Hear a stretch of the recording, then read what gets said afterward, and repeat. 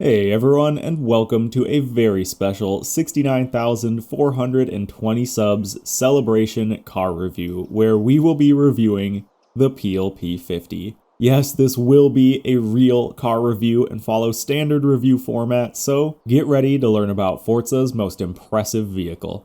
Now, the P50 is originally a car from the early 60s that was perhaps quite obviously marketed just as a city car, meant for a quick hop to the local market perhaps. And the original model never had a reverse gear. That's a large reason for this fancy little handle on the back. Peel started remaking the P50 in 2010 though, with a functioning reverse, upgraded suspension, and a more efficient engine with an electric model available as well. Now, although there is a shiny new P50, the one we have here today is straight out of the 60s. So let's go take it into the city and see how it drives.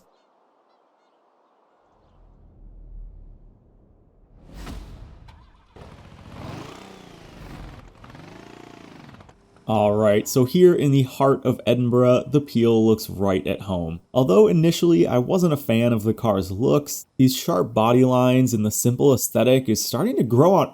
Hold on. Oh, this is so embarrassing. I parked it over there. Sorry, folks. Okay, let's go ahead and just take the Peel out for a spin here.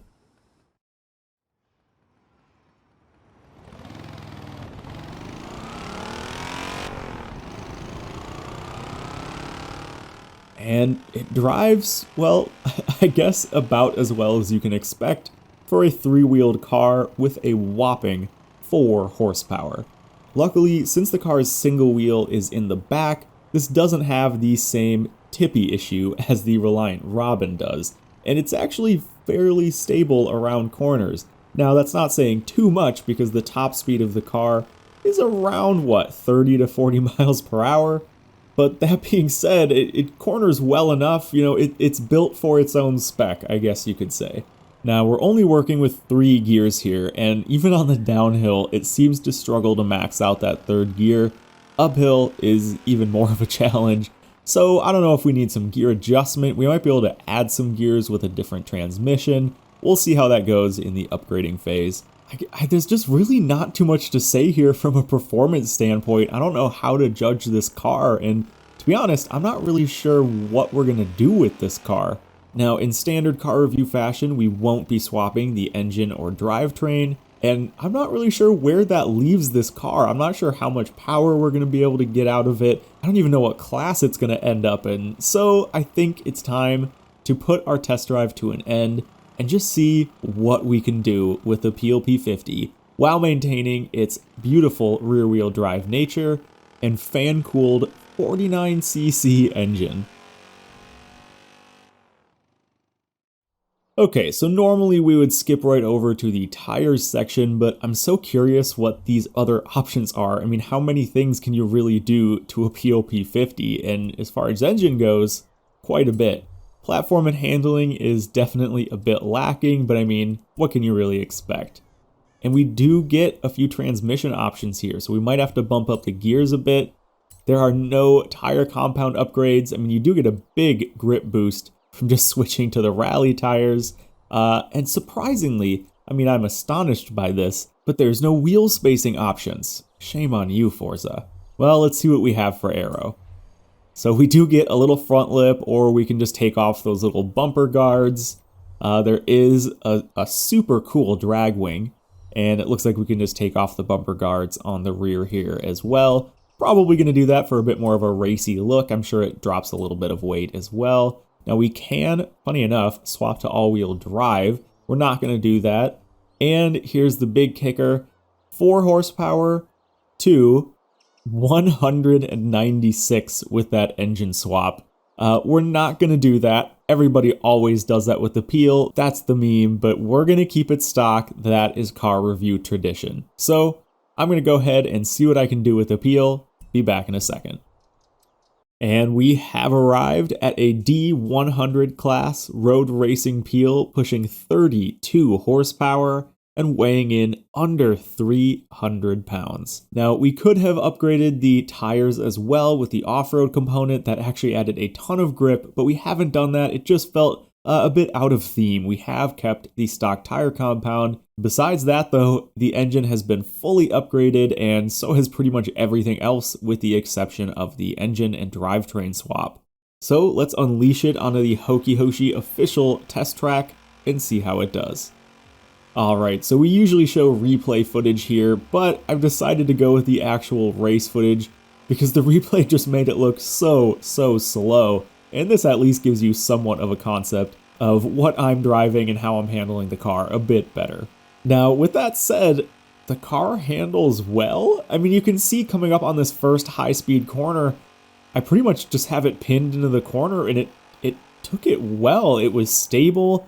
I don't know how to explain this. This doesn't make any sense, but it actually corners all right. The real issue you have is once you get to these hairpins. Because we didn't upgrade the grip and it only has a single rear tire, accelerating out of tight corners like this can definitely throw you for a loop, and I do quite literally mean a loop. With the wheelbase as short as it is, you do really spin out if you just get a little bit too squirrely with it. But hey, throttle control is an important element of every real race car, and that just applies here as well. So honestly, does this car have any real racing pedigree? No, not at all, not at least in this configuration. But hey, let's go see how it did on the leaderboard and then pull up the Hoki score. So somewhat regrettably, we have never actually reviewed a D-class car, let alone D100 class on our review series. We've never actually reviewed anything below B-class. So in all truthfulness, the P50 is in a class of its own. And it does get to break a record today for the slowest time so far around our test track, coming in at 4:03.846. So sadly, really nothing to compare that to. We'll have to do more D100 car reviews. But for now, let's go ahead and check out the Hoki score and see if it's got any redeeming qualities there.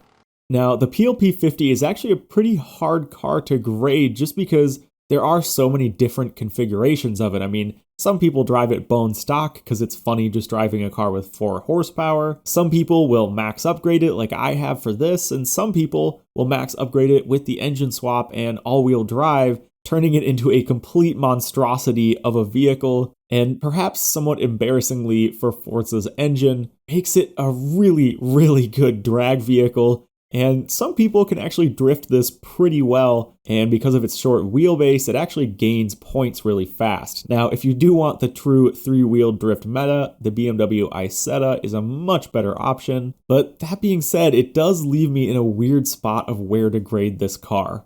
So for looks, I can't really give it a high score here. It's just, I'm sorry, it's so ugly. The sound, however, I mean, it's unique. It sounds okay. It's not supposed to sound good, is it? So the sound's not bad, I'll give it that. As far as performance goes, now it started in D100 class stock and finished with us in D100 class stock. The spectrum of D100 cars is actually quite big, and there are way better options out there if you're actually trying to get some serious D100 class racing in. So because we are trying to look at this from a serious car review perspective, I've got to give it pretty low marks across the board here. Now, it does get a couple novelty points because you can actually make this car surprisingly meta in the online. So with that said, on the right side of the board, what do I give for a style bonus here?